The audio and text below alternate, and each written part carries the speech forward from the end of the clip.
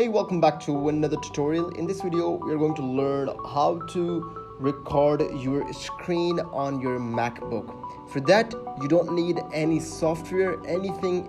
There's a built-in option in your MacBook. Anyone can access it, and that way.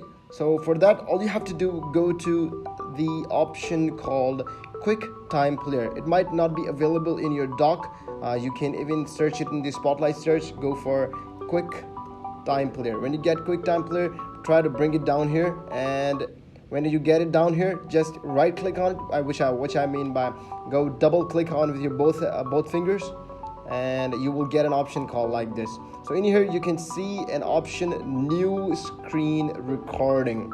So I'm already recording my screen. You can see a teeny tiny option in here. If I click it, the screen recording will end, but I'm not doing that. So you can see an option called new screen recording. When you click that, you will, on the right side, you sometime get to open a file, and if you get to open a file, you're gonna again click that, bring it here, and again click on new screen recording, and that way the small teeny tiny options will appear here that will have a kind of dot like that one. You're gonna click that and click it again, and that way your screen will start recording, and it can record as long as you want.